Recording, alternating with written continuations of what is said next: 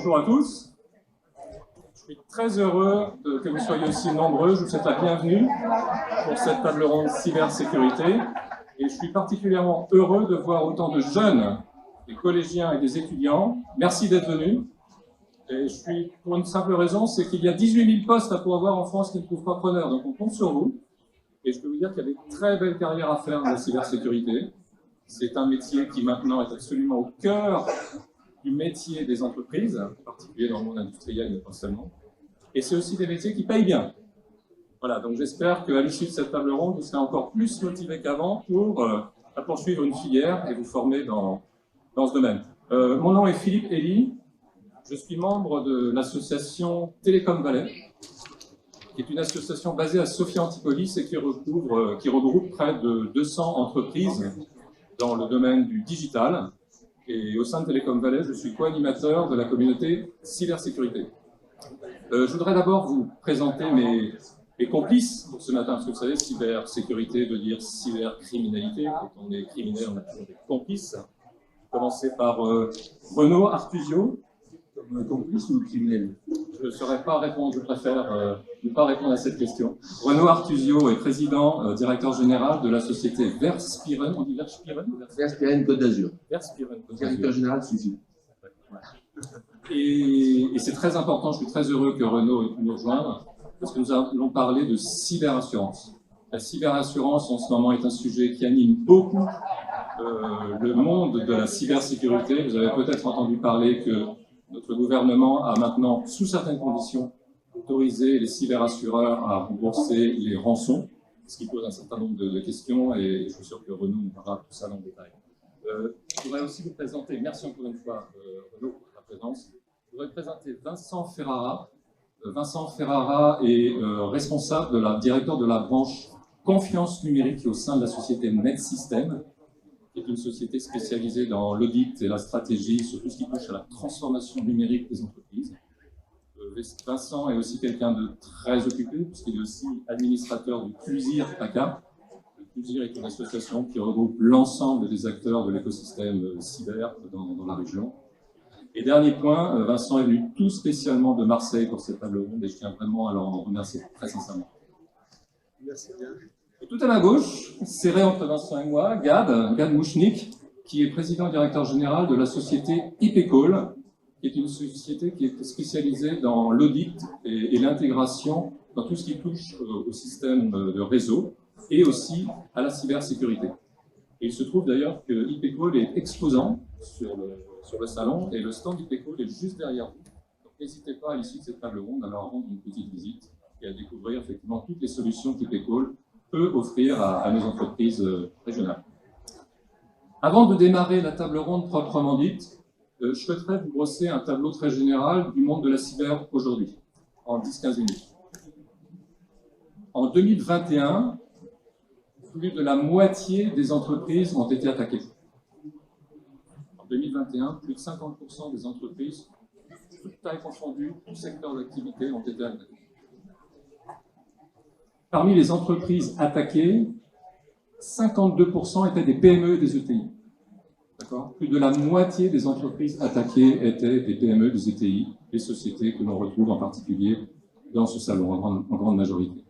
Pour des raisons totalement opportunistes, puisque les grands groupes, on le sait depuis de nombreuses années, ont eu les ressources, ont eu les moyens, les effectifs pour se protéger. Ce n'est malheureusement pas suffisamment le cas pour les PME et les ETI. Donc on a vraiment aujourd'hui une problématique, c'est que toutes les entreprises qui se trouvent ici au salon sont vraiment cœur de cible, malheureusement, en ce moment, pour les délinquants.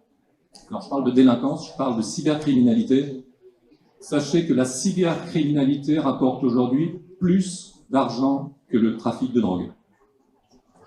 Non seulement plus d'argent, mais en plus, quand vous êtes cybercriminel et que vous n'êtes pas trop idiot, il y a beaucoup moins de chances de se faire piquer quand on est cybercriminel que quand on est trafiquant de drogue, malheureusement. Parce que vous pouvez effectivement être localisé dans des pays qui n'ont pas d'accord judiciaire ou juridique avec la France, ou tout simplement parce que vous pouvez prendre un certain nombre de précautions techniques qui vont rendre très difficile les tentatives d'identification pour vous retrouver. Et donc c'est une mafia. Et je voudrais vous en parler parce qu'on assiste en ce moment à une certaine, malheureusement, professionnalisation de ce métier de cybercriminel. c'est pas un cybercriminel maintenant auquel on est confronté, c'est un écosystème de gens qui sont chacun très spécialisés dans leur secteur d'activité.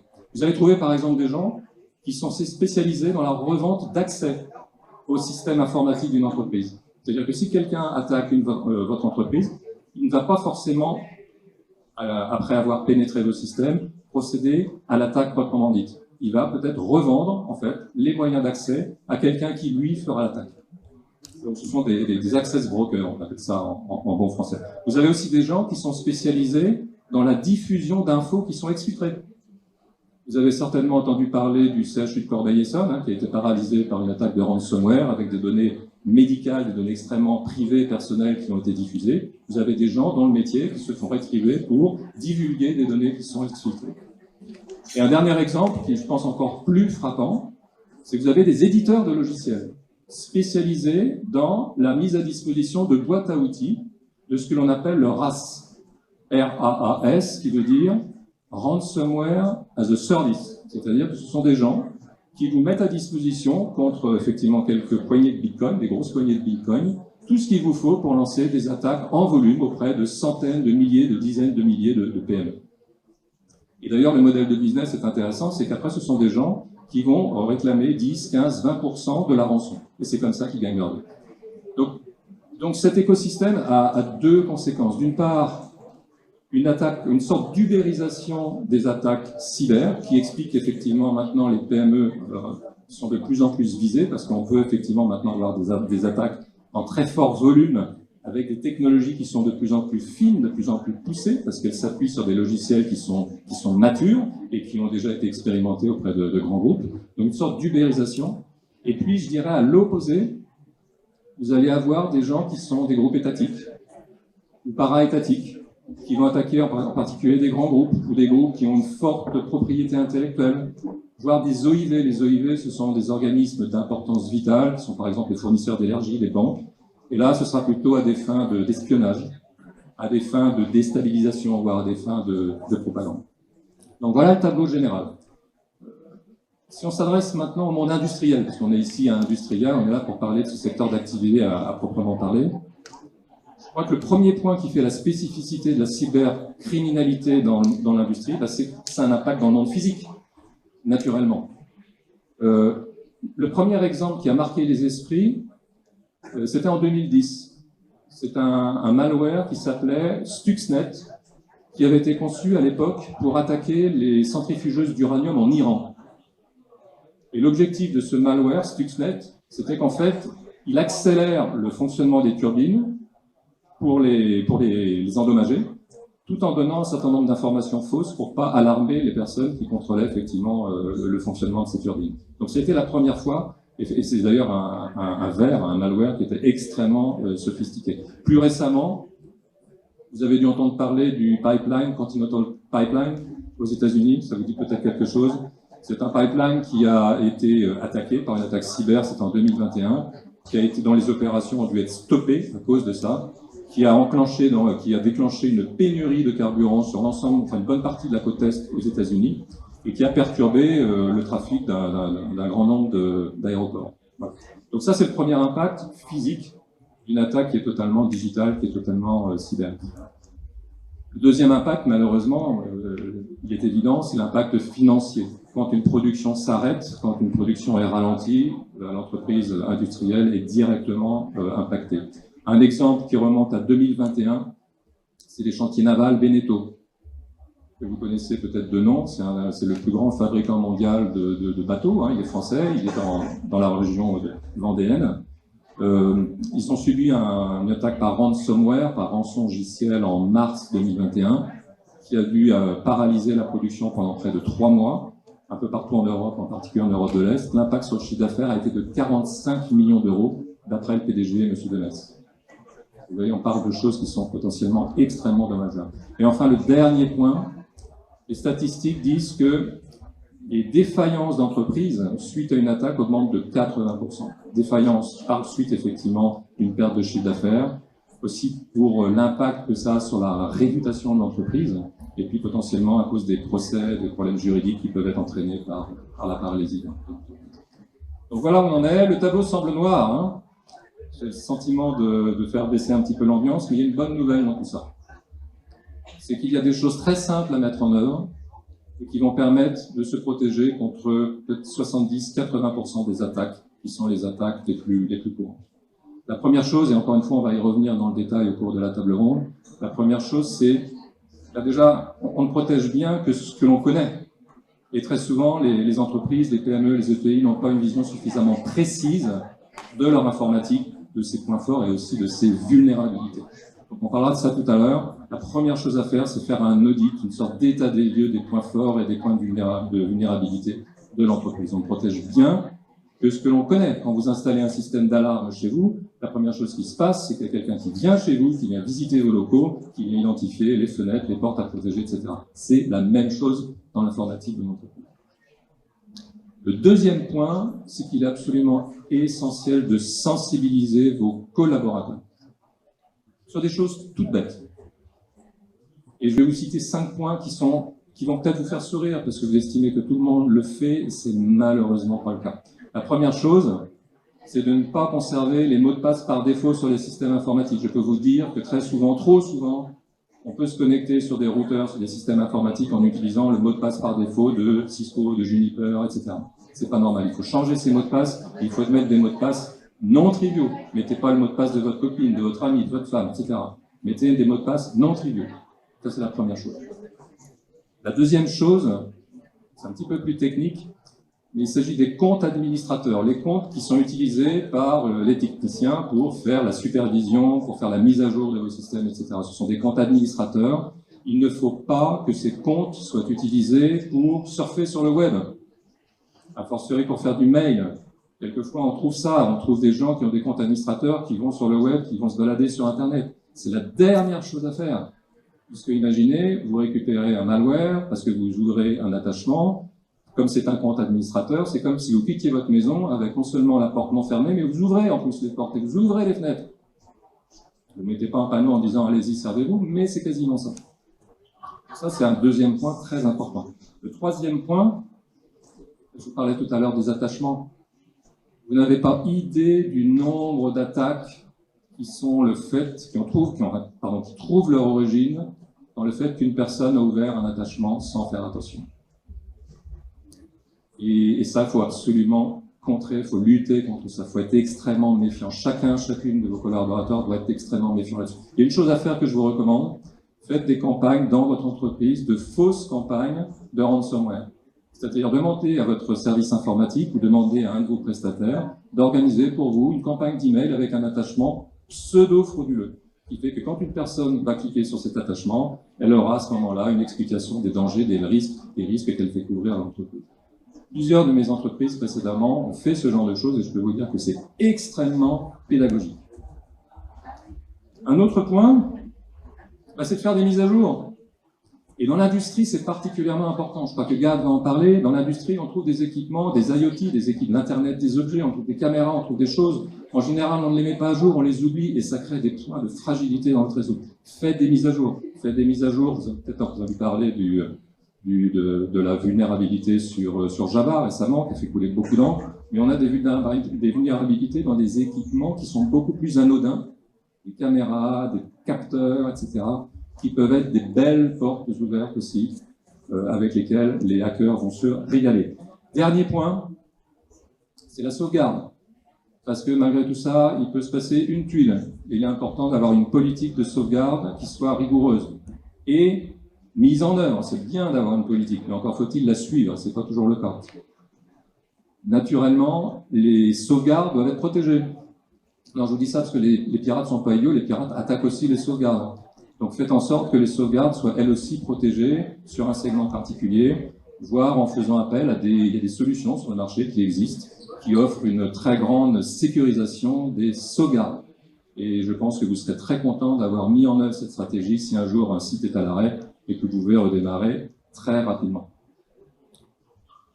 Bon, tout ça est bien beau, le risque zéro n'existe pas, donc on va reparler de cyberassurance grâce à Renaud en particulier de Verspiron, et là aussi maintenant c'est un sujet qui se développe très rapidement et c'est une bonne chose. Comment souscrire un contrat de cyberassurance. Et Renaud vous expliquera ça dans le détail. Donc voilà l'introduction que je souhaitais vous faire.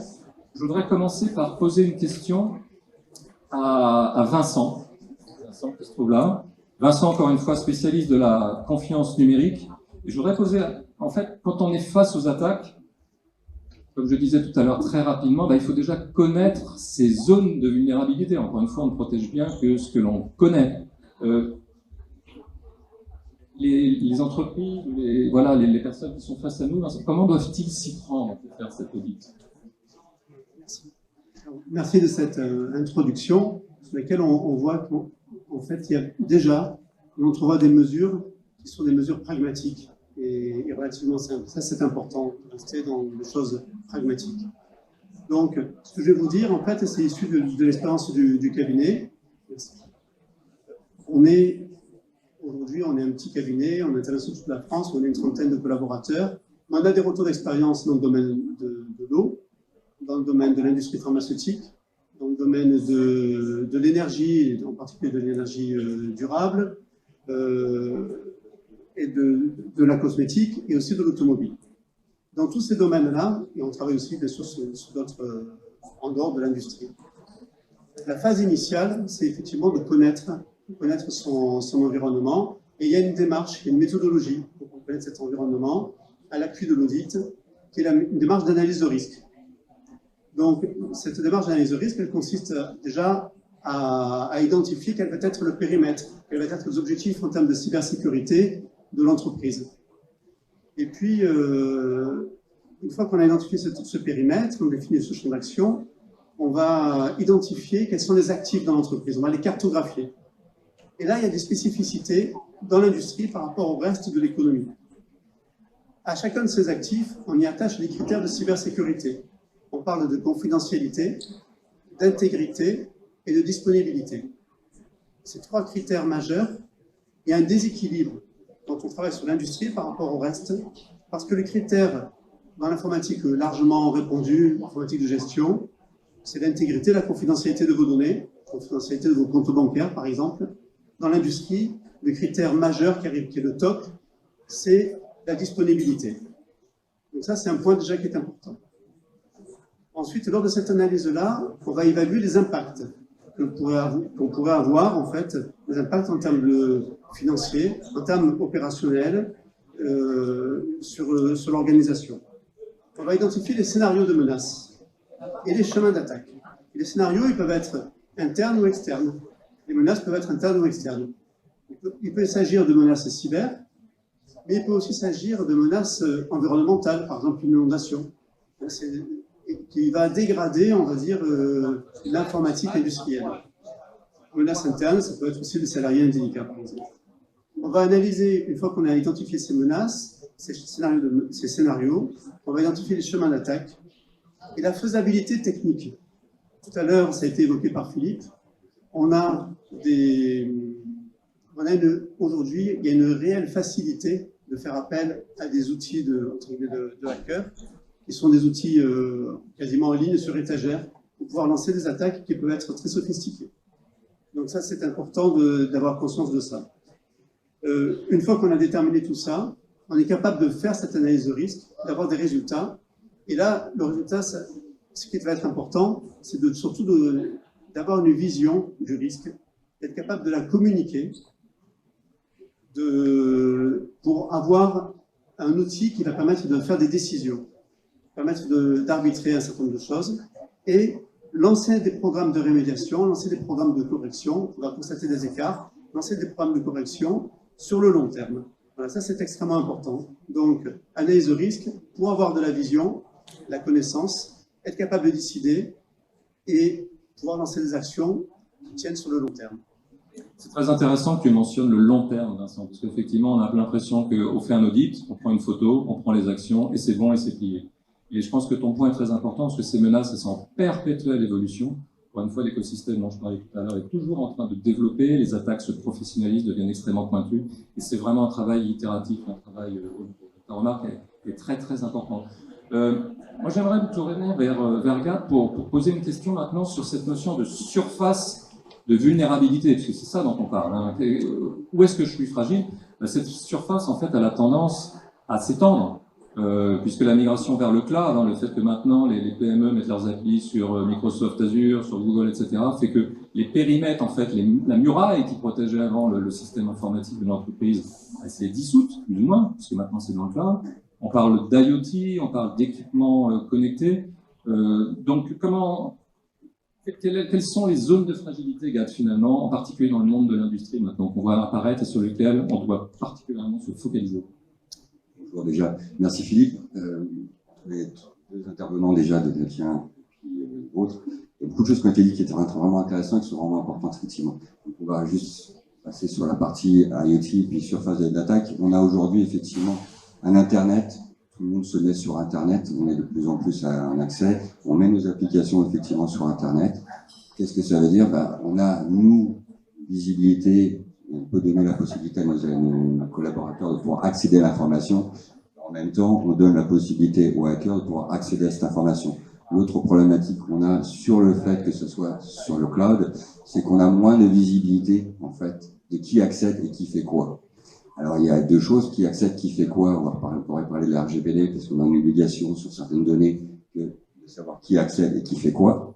Et la deuxième chose, c'est comment je fais pour protéger cette donnée et m'assurer qu'il n'y a pas d'exfiltration, merci, j'ai un peu mal, d'exfiltration de la donnée provenant de l'extérieur sans qu'on puisse en plus s'en apercevoir parce qu'on n'a pas d'informations. Donc aujourd'hui, c'est comment faire et comment on peut mettre en place des moyens pour pouvoir avoir cette information déjà protégée, bloquer des gens qui n'ont pas le droit d'accéder, mais même si on n'arrive pas à bloquer, comme on pourrait avoir l'information qu'il y a une attaque qui se fait. J'ai un exemple que j'ai donné il y a quelques temps, où c'était sur le Office 365, où effectivement on voyait arriver, on avait mis en place du logage, on a vu arriver des attaques provenant d'Amérique du Sud, parce qu'en fait, on parlait de 60% de gens qui sont attaqués à peu près. En fait, on se fait tous attaquer, réellement. À partir du moment où on commence à mettre du logage, on commence à voir qu'il y a des gens qui viennent tester des comptes sur des mots de passe, ou qui viennent juste regarder s'il y a des ports ouverts où on va pouvoir accéder à des données. Donc c'est un début d'attaque, parce que la première attaque, c'est ce qu'on fait en fait nous, en faisant un audit, c'est pas une attaque, c'est qu'on vient juste découvrir votre réseau et découvrir les points, les failles de sécurité. L'attaquant fait exactement la même chose. Voilà, donc on apporte ce genre de solution, ça c'est la première chose. Et sur la problématique de l'IoT, j'ai du mal à parler longtemps, normalement je me fatigue, mais au problématique de l'IoT, c'est un autre problème, et on a vu d'ailleurs, c'est Google qui s'est fait, il y a 3 ans ou 4 ans de ça, qui s'est fait complètement, il n'y a plus d'accès en fait au DNS de Google. Pourquoi? Parce qu'il y avait des caméras qui avaient une faille de sécurité. Il y a des hackers qui se sont engouffrés dans cette faille et qui ont pu en fait faire ce qu'on appelle un denial of service, en fait empêcher l'accès à Google, au DNS de Google, donc ce qui a provoqué un arrêt quasiment d'Internet pour une grosse partie, puisque beaucoup de gens utilisent les DNS de Google pour pouvoir accéder à Internet, parce que ces outils-là, on les connaît moins bien. Enfin, on fait moins attention à ces outils-là et ils ont des failles de sécurité qui sont importantes. Donc on vient aussi apporter des solutions pour essayer de bloquer ou de limiter ces attaques-là. Voilà.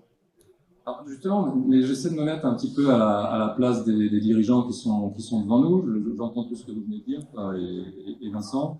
Et par exemple, on m'a vendu des pare-feux, on m'a vendu des firewalls il y a quelques années, et je pensais être protégé. Finalement, la situation s'est quand même sérieusement complexifiée. Quelle serait la bonne démarche? D'abord, Gad, et puis ensuite Vincent. Il y a plusieurs bonnes démarches, il n'y a pas une bonne démarche, je pense. Je me trompe peut-être là-dessus, mais je ne pense pas. En fait, la première démarche, c'est l'audit. La deuxième démarche, c'est aussi de comprendre l'entreprise en face, parce qu'il y a des problématiques. Alors, une entreprise comme l'industrie, elle a des problématiques avec des automates, avec des produits qui, ils n'ont pas forcément les bonnes mises à jour. Un des problèmes aussi, c'est les mises à jour. Mais l'ennui, c'est que l'automate, il est développé par une société externe qui, dans le pire des cas, reste encore sur un des systèmes d'exploitation qui est du Vista.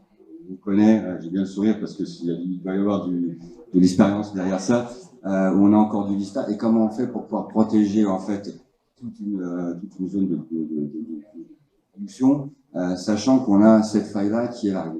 C'est ces questions-là qu'on va se poser. Comment en fait séparer peut-être la production, ou en tout cas limiter les accès de la production avec le reste de l'information pour pouvoir limiter les dégâts en cas d'attaque. Parce que, c'est ce que disait Philippe tout à l'heure, on ne va pas pouvoir vous garantir une sécurité à 100%. On va limiter, on va faire en sorte que ce soit beaucoup plus compliqué, de telle manière à ce que le rapport coût pour l'attaquant, il est peut-être pas intéressant, donc on ne peut peut-être pas y aller. Mais une fois qu'on arrive, l'attaquant a réussi à rentrer, ce qui est possible, c'est comment faire pour revenir en arrière. Mais quoi qu'il en soit, on n'a pas une méthode, il y a plusieurs façons de voir. La première chose à faire, effectivement, c'est un audit, c'est de comprendre comment ça fonctionne, comprendre le réseau, comprendre les failles, hein, c'est ce que disait M.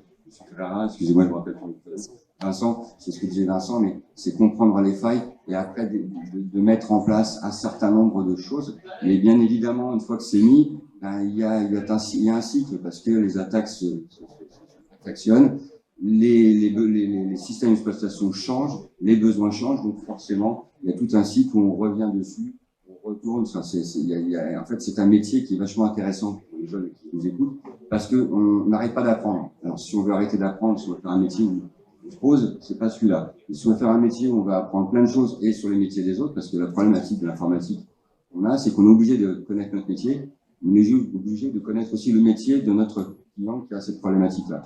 Donc on apprend énormément. Je vais laisser la place à Vincent. Merci bien. En fait, ce qu'il y a, c'est que la cybersécurité, c'est compliqué. Protéger, c'est compliqué. Tu l'as évoqué, 100%, c'est un objectif. Dans l'industrie, c'est encore plus compliqué. Alors, à plusieurs niveaux. Alors déjà, on parlait de connaître son environnement. Si on pose la question aux informaticiens, aux équipes dans l'entreprise, sur la connaissance de leurs installations, leurs actifs, etc., ils ont toujours une vision, en fait. Ils savent qu'il y a de l'obsolescence, ils savent qu'il y a un certain nombre de problèmes, etc., qu'il y a peut-être des accès ouverts. On leur pose la question. Si on double ce questionnaire avec une analyse technique, ce qu'on appelle une analyse de surface de vulnérabilité, donc on prend des outils comme ce qu'a évoqué Gad pour venir auditer de manière plus technique. Là, on se rend compte que globalement, il y a un tiers des problèmes qui ont été oubliés, qui ne sont pas connus de la part des équipes. Ça, c'est incroyable. Donc, il faut vraiment doubler cette démarche-là, à la fois organisationnelle et technique. Après, il y a un autre problème qu'on trouve dans l'industrie, c'est un problème qui est lié au silo. C'est-à-dire, on a d'une part l'informatique, la cybersécurité, le responsable, le RSSI de l'informatique de gestion, et d'autre part, on a les automaticiens, ceux qui gèrent les chaînes de production, ceux qui gèrent le volet vraiment strictement industriel. Ils n'ont pas le même discours. Il y a des incompréhensions de l'un à l'autre. Si par exemple, je pose la question de la continuité d'activité, si je la pose à un responsable de l'IT, il va penser à son data center, il va me dire la continuité d'activité de mon data center, c'est du 24/7, 24/24, enfin 7 jours sur 7, etc. Si je pose la même question à l'automaticien, le 24/7, ça a une autre signification pour lui, qui est beaucoup plus tenue que celle de simplement un data center qui va gérer des outils de gestion. Le 24/7, c'est une absolue non-interruption. Donc ça, il y a des discours, des appréhensions qui sont différentes. Donc ça demande d'abord de l'humilité quand on va parler avec ces automaticiens. Et autre problème que l'on rencontre, ça a été évoqué, c'est l'obsolescence. Sur le volet IT, on a des PC de bureau, on a des serveurs, etc., avec des cycles d'achat qui vont être de l'ordre de 4 à 5 ans. Sur le volet industriel, les cycles d'achat, ils sont de 10 ans, ils peuvent être de 20 ans. Donc on va avoir des automates qui ont forcément de l'obsolescence. Donc, comment intégrer ça? Donc, il faut réfléchir en termes d'installation, de durcissement, de voir qu'est-ce que peut apporter l'IT aux automaticiens. Bon, ce qui est fondamental déjà à ce niveau, c'est d'avoir un interlocuteur. Donc, d'avoir un responsable de ce périmètre-là des équipements technologiques et du volet industriel. Deuxième étape, ce qui est important aussi, c'est de se dire, en fin de compte, on ne va jamais arriver, peut-être que c'est un peu pessimiste ce que je dis, à mettre le même niveau de sécurité entre l'IT et les plateformes industrielles. Donc, on va travailler sur le cloisonnement de ces plateformes.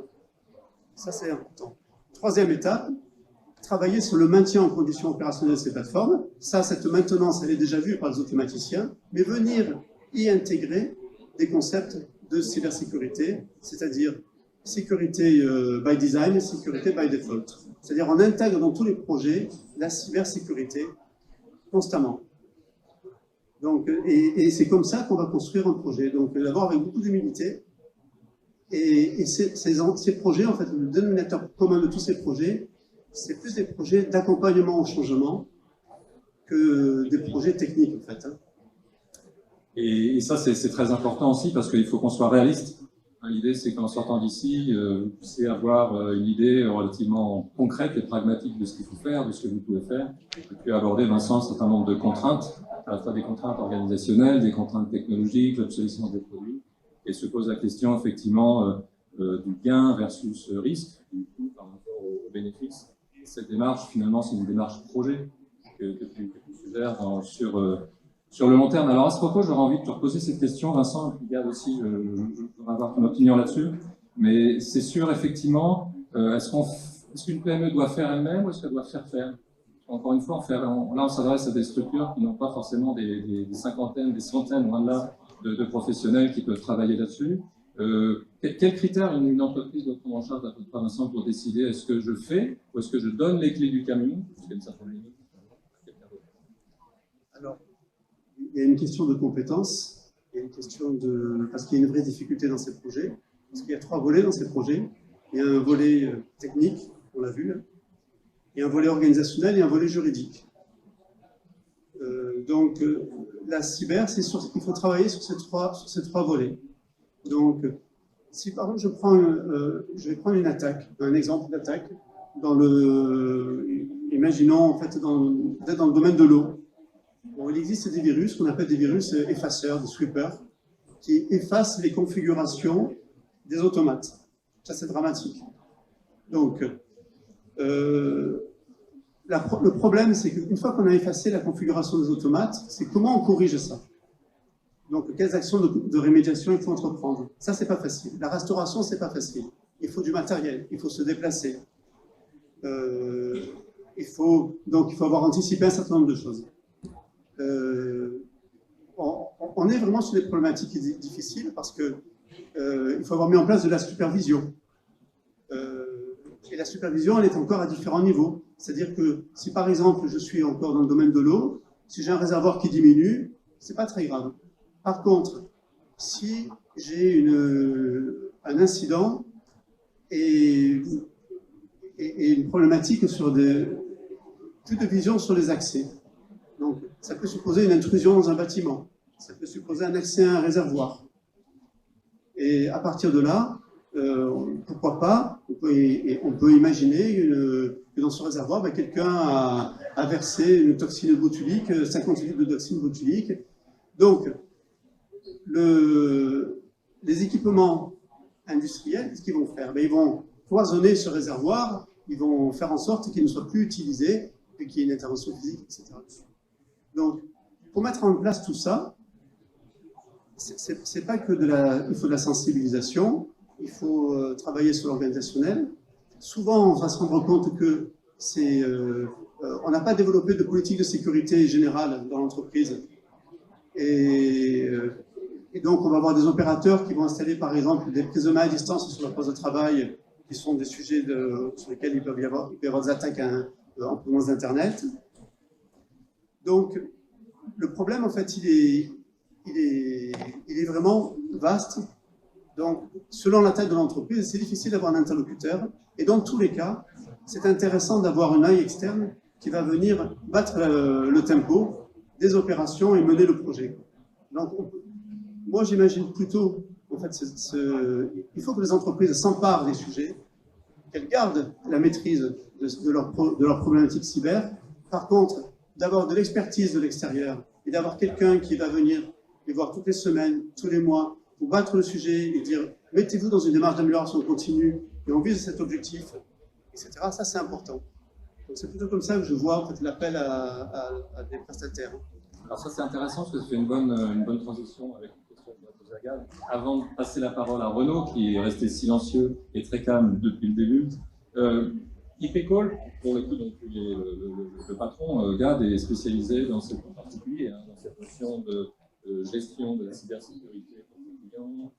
IPCOL se positionne comme un point focal unique, hein, pour délivrer un certain nombre de services cyber pour les entreprises. D'après toi, quelle est l'infrastructure en fait, dont doit se doter une société comme IPCOL pour délivrer un certain nombre de services cyber aux clients? On parle de SOC, on parle de SIEM. Est-ce que tu peux nous en parler très rapidement? Vincent en a parlé un petit peu. Alors, pour revenir, juste, je reviendrai après sur ce que disait Vincent, mais il faut effectivement avoir un certain nombre d'outils qui vont en fait remonter de l'information au travers de serveurs chez nous, qui va pouvoir après analyser cette information. Donc il y a la supervision qui est importante, la supervision parce qu'elle va donner un certain nombre d'indicateurs, mais après il y aura des remontées d'informations qu'on peut avoir sur ce qu'on appelle des SIEM au niveau d'un SOC, qui va pouvoir donner des bruits en fait, parce qu'il y a plein de choses qui se passent qu'on n'entend pas. Avant de tomber malade, en règle générale, il y a des bruits sourds qu'on n'entend pas, et une fois qu'on est malade et qu'on a un médecin, c'est trop tard, c'est la grosse piqûre.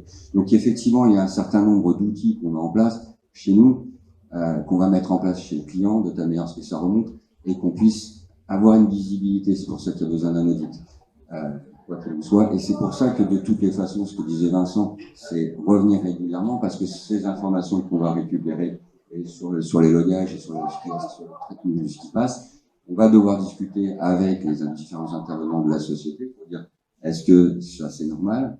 On va donner un exemple simple sur la supervision. Pourquoi c'était une université il y a plusieurs années de ça qui s'est aperçu que en faisant la supervision, tous les soirs de 11h jusqu'à 6h du mat, il y avait des serveurs qui leur servaient pas à grand chose, il n'y avait rien dessus, qui partaient en mémoire pas possible, en CPU pas possible, le lien qui commençait à être engorgé, et ils disaient mais ces serveurs il n'y a rien dessus, on comprend pas. Et qu'est-ce qu'ils font? Donc au début ils ont pas regardé vraiment, puis au bout d'un moment ils se sont mis à regarder, et ils se sont aperçus qu'en fait ces serveurs étaient attaqués, non pas attaqués, ils avaient été attaqués, ils étaient utilisés pour faire en fait ce qu'on appelle des ghosts, donc attaquer d'autres entreprises, et c'est pour ça que tout montait, et eux ils étaient en fait visibles comme attaquants.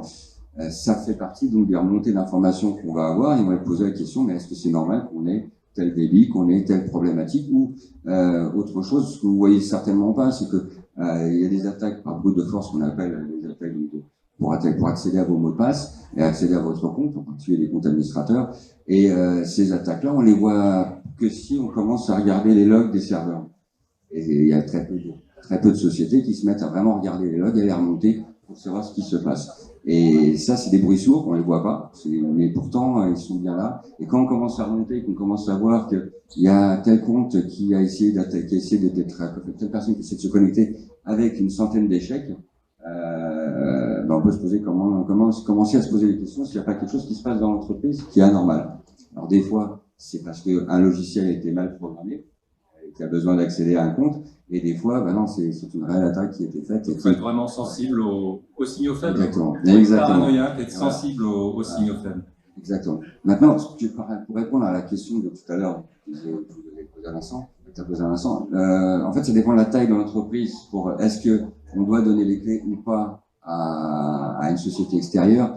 Ça va pour moi, ça dépend de l'entreprise. Une entreprise d'une dizaine de personnes aura peut-être besoin d'avoir ce qu'on appelle un DSI, une DSI extérieure, parce qu'elle n'a pas forcément les moyens de prendre quelqu'un à 100% pour pouvoir s'occuper de son informatique.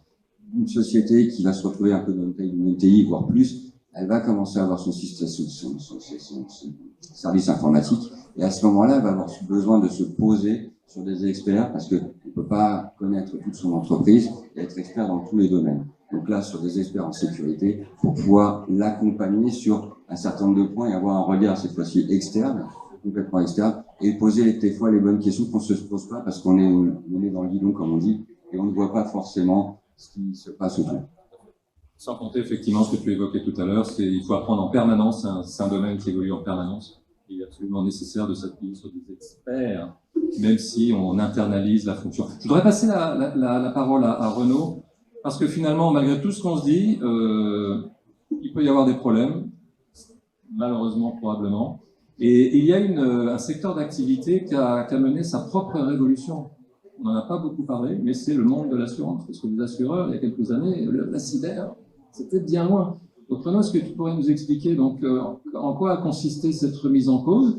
Et puis maintenant, quelles sont les offres auxquelles les entreprises ont accès pour ce?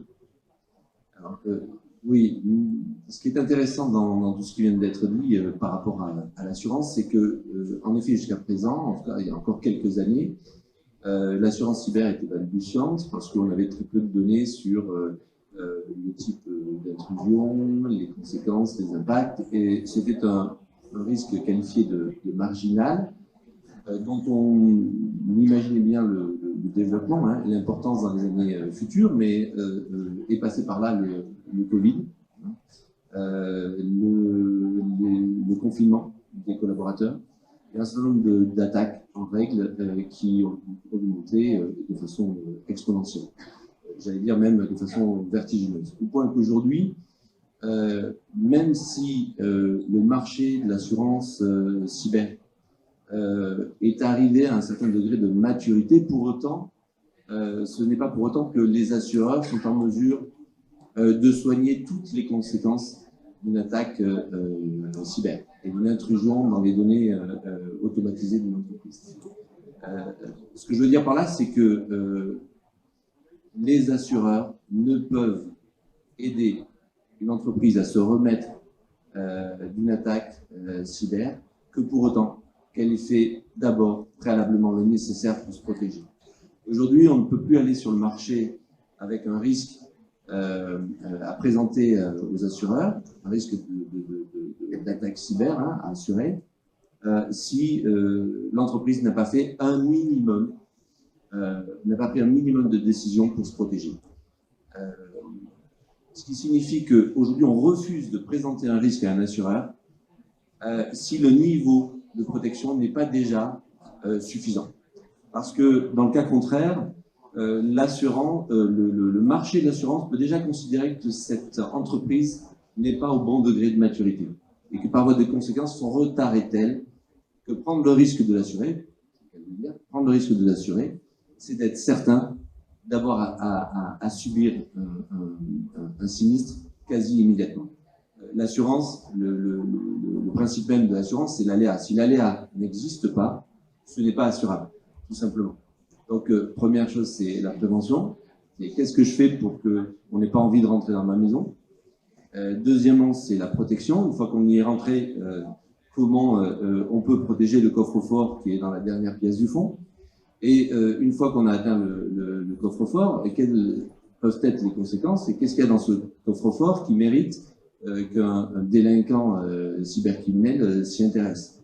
Ça veut dire que l'analyse du risque, au-delà de l'aspect technique, elle doit aller au-delà. C'est-à-dire, qu'est-ce qu'une entreprise, dans quelle chaîne de valeur l'entreprise s'inscrit? Dans quelle chaîne de valeur elle peut être un maillon important? Vous disiez tout à l'heure qu'une entreprise peut faire l'objet d'une attaque a priori indolore, mais en fait, elle est juste la passerelle des cyber-hackers vers d'autres systèmes d'information. Donc, quand vous êtes ouvert à d'autres systèmes d'information, vous pouvez être intéressant simplement comme passerelle. Ça, c'est un point très très important parce qu'on le voit dans nos métiers, notamment dans les métiers de la finance et de l'assurance, on peut servir de passerelle. Donc, nous, en tant que courtier d'assurance, on pourrait servir de passerelle à des cybercriminels pour accéder à Allianz, avec qui on est en lien tous les jours, et porter préjudice à M. Richier, qui est passé tout à l'heure pour nous en parler de nous. Donc, c'est très important. Et ce qui est très important aussi, c'est que quand on fait partie d'une chaîne de valeur, on fait partie aussi d'un ensemble d'obligations et de devoirs juridiques envers nos fournisseurs, nos partenaires. Et on s'engage souvent par écrit à un certain nombre de résultats. Et quand vous parliez tout à l'heure de trois principes, l'intégrité, la confidentialité, la disponibilité d'un certain nombre de données, si elles font défaut, si un de ces trois critères fait défaut, vous engagez votre responsabilité vis-à-vis de vos clients ou vis-à-vis de vos fournisseurs, qui peuvent vous en demander, vous demander des comptes. Et donc, ça peut décupler le sinistre au sens global du terme. C'est-à-dire que vous pouvez être atteint dans votre organisation, votre chiffre d'affaires peut être impacté, mais vous avez en plus à faire face à des recours qui peuvent ne pas être minces du tout. Donc ça, c'est très très important parce que voilà, c'est pas uniquement une affaire technique, c'est aussi une affaire juridique et jusqu'où on va. Voilà, jusqu'où on va. Et il est bien important de se replacer dans un contexte. Et la chaîne de valeur dans laquelle vous faites partie, si vous travaillez par exemple des pièces pour l'industrie aéronautique et que vous n'êtes pas en mesure de livrer le dernier boulon qui vient participer à la boîte noire du dernier Boeing, vous pouvez être mis en cause si vous n'avez pas été capable de protéger l'usine ou la chaîne qui permet de fabriquer ce boulon. Voilà. Donc ça, c'est très très important. Alors, sur la question de l'assurance, pendant un moment, il suffisait d'adresser, les assurances se contentaient d'adresser un questionnaire assez basique à une entreprise pour avoir une idée de sa protection et de l'aléa justement à assurer. C'est plus suffisant du tout, et ça se double d'un audit que vous pouvez certainement faire et que certaines sociétés comme les vôtres font. C'est important parce qu'au-delà du questionnaire des réponses basiques, un questionnaire qui est standard pour toutes les entreprises, souvent standard, il y a la vie de l'entreprise, son organisation, qui ne peuvent être évaluées qu'avec une rencontre sur place avec des dirigeants. Ce qui est important dans cette démarche, c'est qu'elle permet de savoir si oui ou non vous êtes éligible. Et encore une fois, tant que vous n'avez pas fait le nécessaire, vous ne pourrez pas trouver de couverture. Aujourd'hui, les capacités financières mises sur le marché de l'assurance des risques cyber ont fondu. Ce qui signifie que celles qui restent, elles valent cher. Elles coûtent cher, très cher. Et au point même que les grandes sociétés du CAC 40 ont décidé, pour certaines d'entre elles, pas toutes, de ne plus s'assurer et de mettre un maximum l'accent sur la protection, les outils, l'organisation, parce que acheter une couverture d'assurance cyber pour ces compagnies-là, ça devient, compte tenu des enjeux et des chaînes de valeur, pour le coup, dans lesquelles elles interviennent, telles que la prime et l'avantage coût et bénéfice, en fait, n'est plus jouable. Donc, paradoxalement, ça libère de la capacité pour les ETI, les PME, les PMI, etc. Et ça, c'est intéressant de le savoir. C'est ce que je souhaitais préciser dans ces propos-là. L'assurance du risque cyber est possible, pas à n'importe quelle condition, plus comme avant, avec un minimum de sérieux. Et ce sérieux-là, il est immédiatement analysé par un assureur avant de vous dire oui, peut-être, je peux vous assurer. Mais en tout cas, c'est fondamental. Aujourd'hui, on ne peut pas se passer d'assurance cyber. Merci pour ça, Renaud, parce que je pense qu'on avait besoin d'avoir un positionnement précis sur ce sujet. Encore une fois, être cyber assuré n'exonère pas de se protéger, de prendre les mesures de prévention, bien au contraire. Et je pense qu'effectivement, tu l'as très bien expliqué, c'est que l'assurance n'est pas un juge de paix, quelqu'un qui va sanctionner ou quelqu'un qui va accepter. C'est un réel partenaire qui va aussi servir de déclencheur pour organiser un audit et faire en sorte qu'il y ait une prise de conscience au niveau de la PME, de l'ETI, qui se fasse en particulier avec des sociétés comme celle de Vincent et de Gad. Peut-être un mot sur la rançon. Elle est imposée. On sait aujourd'hui que l'une des angoisses majeures, au-delà du délit de service, etc., c'est l'extorsion de fonds par une demande de rançon par les hackers. Alors pendant quelques temps, il y a eu une hésitation sur la place de l'assurance entre je délivre une garantie pour couvrir une demande de rançon ou pas. Certains assureurs ont fait le choix de ne pas assurer la demande de rançon, c'est notamment le cas d'AXA par exemple.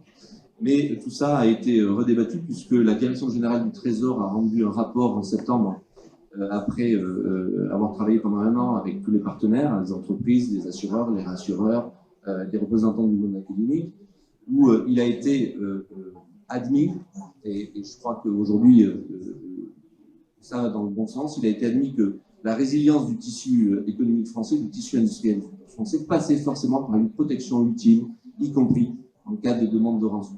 Voilà.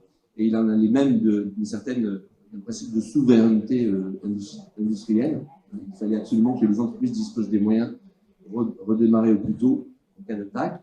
Et donc, on peut assurer une demande de rançon, mais alors il y a une condition qui est absolument impardonnable. Il y a une obligation de dépôt d'une pré-plainte, ça vient de sortir, d'une pré-plainte dans les 24 heures de l'attaque. Si vous ne déposez pas une pré-plainte, vous ne pourrez pas bénéficier de la couverture de l'assureur en cas de demande de rançon. Donc c'est très important de le savoir parce que à défaut, et ça sera rappelé dans tous les contrats d'assurance, vous ne bénéficierez pas de la protection que vous avez achetée, même à prix d'or, vous ne pourrez pas en bénéficier. C'est très très important de l'avoir en tête. L'idée, c'est de pouvoir intervenir au plus tôt. Avant, c'était 48 heures, maintenant c'est 24 heures. L'idée, c'est de pouvoir faire intervenir au plus tôt les services de sécurité de l'État pour essayer de pister les cybercriminels. Sachant que c'est un sujet qui est extrêmement délicat, et juste une dernière remarque avant de laisser la parole à chacun des trois intervenants pour 2-3 mots de conclusion. Mais le paiement de la rançon, effectivement, est quelque chose qui a suscité énormément de débats. La position de l'ANSSI aujourd'hui et des principaux responsables dans le secteur de la cyber, c'est qu'il ne faut pas payer la rançon. On imagine bien qu'en payant la rançon, on envoie de l'argent à des cybercriminels qui vont en profiter pour continuer à développer des outils, et c'est quelque part une façon d'encourager le développement de ce business. Mais c'est naturellement plus facile à dire qu'à faire. Pour conclure, Gad, Vincent et Renaud, je voudrais que quel est le point ou les 2 points que vous souhaitez remettre en valeur, que vous souhaitez que notre public puisse garder en tête? Gad? Oui, pour revenir sur la rançon, je suis d'accord avec Nancy, parce que si on paye, on a tendance à vouloir revenir pour réattaquer, parce que ça... Et rien ne prouve que vous ne serez pas réattaqué. Voilà, exactement. Ça, c'est le premier point. Le point important, je dirais, c'est pas de payer la rançon, c'est surtout comment je vais pouvoir revenir en arrière, comment je vais pouvoir remettre mon système d'information en place. Et ça, c'est la question qu'il faut vraiment se poser. La donnée en elle-même, elle est perdue. C'est vrai que dans certains cas, ça peut être critique. Et là, il y a peut-être une question à se poser. Donc, je peux pas me mettre à la place de l'industriel qui va dire oui, non. Par contre, je peux dire une chose, c'est qu'il faut éviter de payer. Et je peux dire une autre chose, c'est que l'important, c'est surtout de pouvoir savoir, d'avoir un plan pour ce qu'on appelle un PRA ou un PCA, donc un plan de reprise d'activité ou un plan de continuité d'activité, de telle manière à ce que l'impact soit minimisé. C'est ce que demandent en général les assureurs, parce que de toutes les manières, même si on paye la rançon aussi, parce qu'il y a des assurances qui sont là aussi en cas de perte de chiffre d'affaires, qui viennent vous accompagner dessus.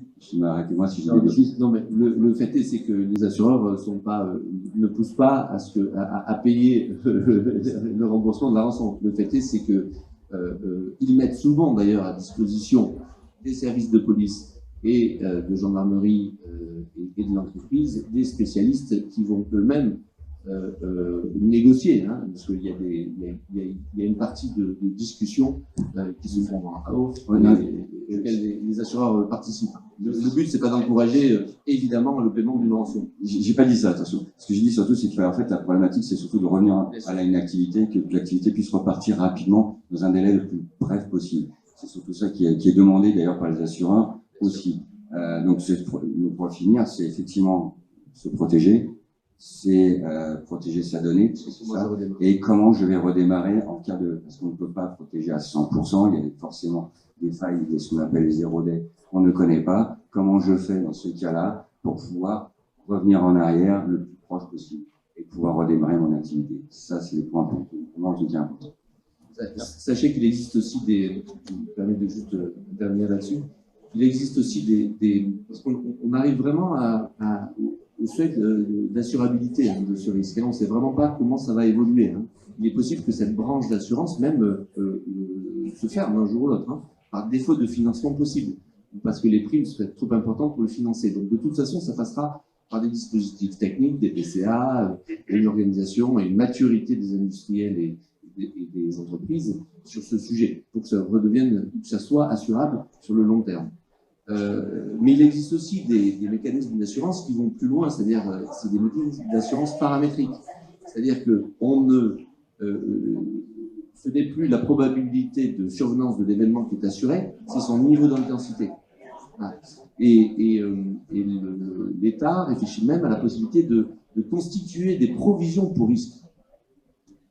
Et donc voilà, on va même plus loin, c'est-à-dire que les mécanismes de financement des conséquences, si elles n'ont pas été suffisamment anticipées par l'entreprise, sont diverses et variées. Voilà. L'assurance ne suffira plus, simplement. Ce que je pense qu'il est important d'assurer, c'est plus la perte de chiffre d'affaires pour pouvoir suivre, pour avoir une continuité, que d'assurer le rançon. Bien sûr, bien sûr. Après, c'est presque là, je Le fait est, c'est que il est arrivé avec quelques reprises que la disponibilité la redisponibilité des données était tellement cruciale pour l'entreprise que certains entrepreneurs et dirigeants en responsabilité ont cédé, malheureusement. Et c'est bien ça dont il s'agit, en fait. Voilà. Une dernière remarque pour Vincent, puisqu'on arrive à la fin du timing. En fait, une dernière remarque qui était en relief avec les chiffres qui ont été annoncés au tout début, c'est qu'en fait, ça va vous arriver. C'est que l'attaque cyber, l'incident cyber, il va arriver. Et il faut vraiment réagir en toute humilité. C'est certain, ça va vous tomber dessus. Donc, et d'autant plus qu'on voit que quand quelqu'un est attaqué, il y a tout son écosystème qui est attaqué, parce qu'il y a la filtration de données, et ses partenaires sont attaqués aussi. Donc ça, c'est une prise de conscience.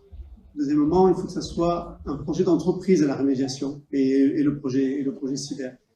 Et ensuite, par rapport, je pensais à ce qui a été dit sur l'assurance, c'est vrai que ce qui a été dit aussi, moi j'ai aussi retenu, c'est qu'on va se poser la question de l'assurance dans un deuxième temps. Le premier temps, c'est d'abord de mettre en place un socle de sécurité robuste. Et ensuite, on abordera l'assurance. Sinon, l'assurance n'est pas possible. Voilà. Tout à fait. Merci encore une fois. Dernier point avant de vous libérer.